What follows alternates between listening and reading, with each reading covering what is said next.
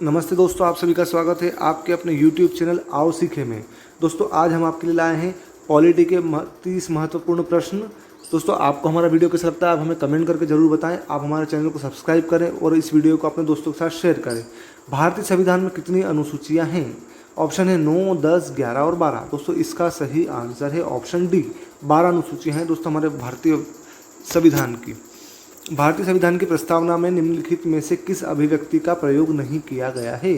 सर्वसत्ताधारी, लोकतंत्रीय, गणराज्य, समाजवादी, धर्मनिरपेक्ष या फिर संघीय। दोस्तों इसका सही आंसर है संघीय। अगला प्रश्न है भारतीय संविधान की 8वीं अनुसूची में कितनी भाषाएं शामिल है?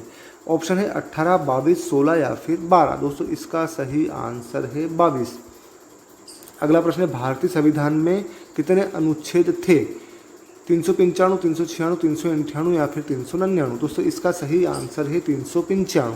अगला प्रश्न है दोस्तों संविधान की प्रस्तावना में भारत को कहा गया है सर्वसत्ताधारी, लोकतांत्रिक, समाजवादी, धर्मनिरपेक्ष, गणराज्य।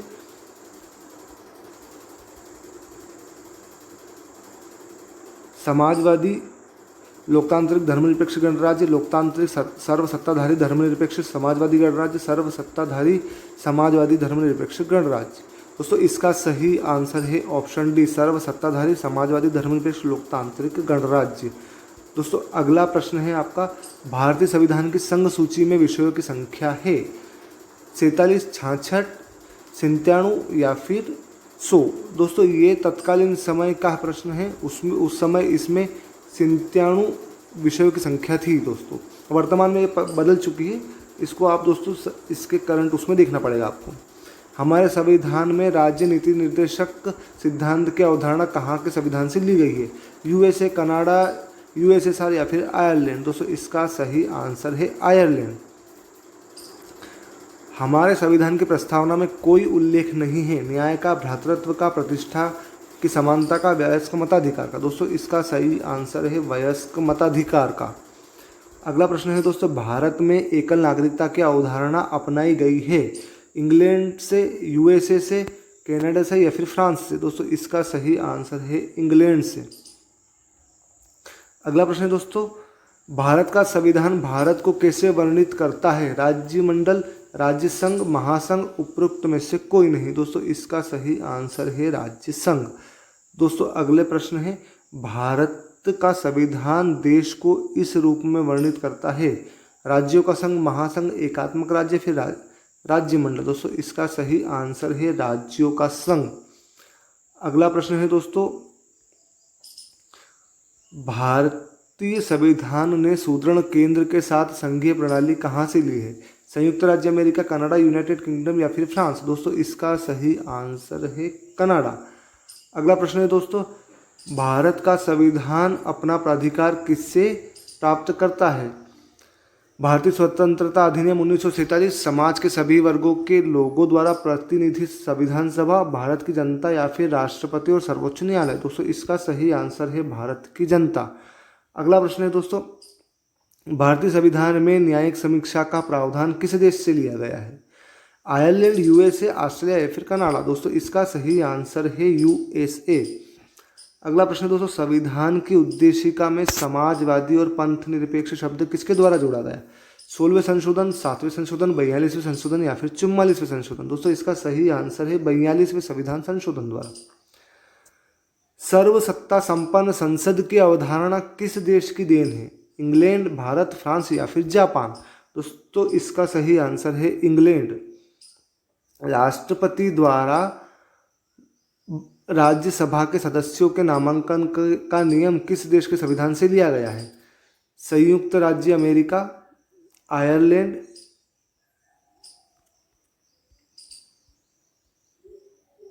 दक्षिण अफ्रीका या फिर फ्रांस? दोस्तों इसका सही आंसर है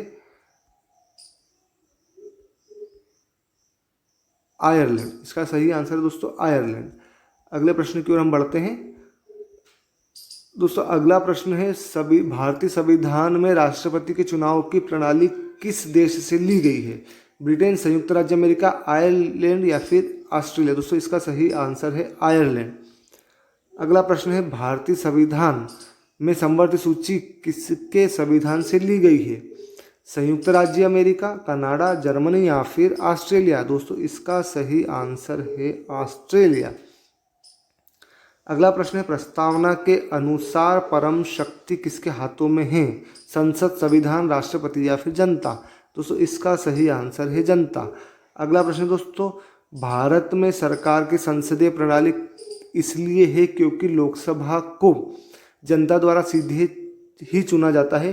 संसद संविधान में संशोधन कर सकती है, राज्यसभा को भंग नहीं किया जा सकता, लोकसभा में मंत्रिपरिषद उत्तरदायी है। दोस्तों इसका सही आंसर है ऑप्शन डी, लोकसभा में मंत्रिपरिषद उत्तरदायी है।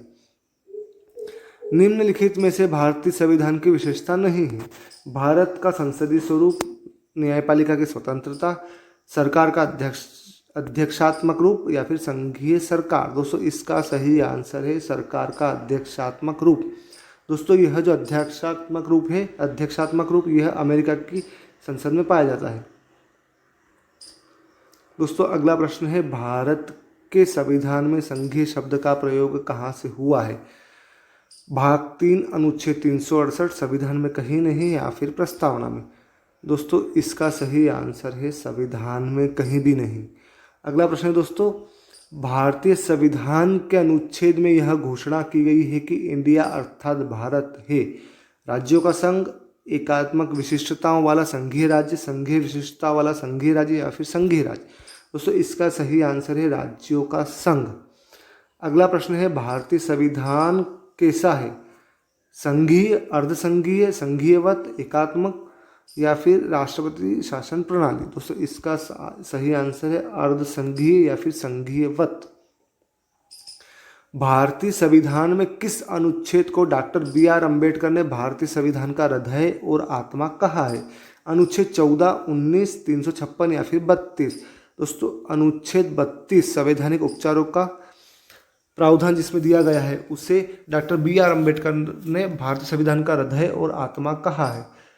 सामाजिक न्याय का क्या अर्थ है? सभी को समान आर्थिक अधिकार मिलने चाहिए, सभी को समान राजनीतिक अधिकार मिलने चाहिए, जाति, नस्ल, रंग और लिंग पर आधारित सभी प्रकार का भेदभाव दूर होना चाहिए, सभी को धर्म की स्वतंत्रता का अधिकार दिया जाना चाहिए। इसका सही आंसर है जाति, नस्ल, रंग और लिंग के आधारित प्रकार के भेदभाव को दूर किया जाना चाहिए। निम्नलिखित में से किसको धर्मनिरपेक्ष राज्य कहा जाएगा?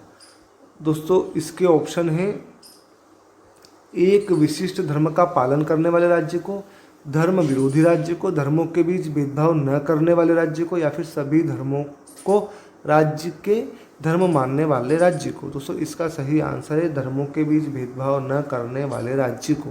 दोस्तों आपका अगला प्रश्न है, संविधान के अंतर्गत भारतीय लोकतंत्र के आदर्शों को हम कहाँ देख सकते हैं?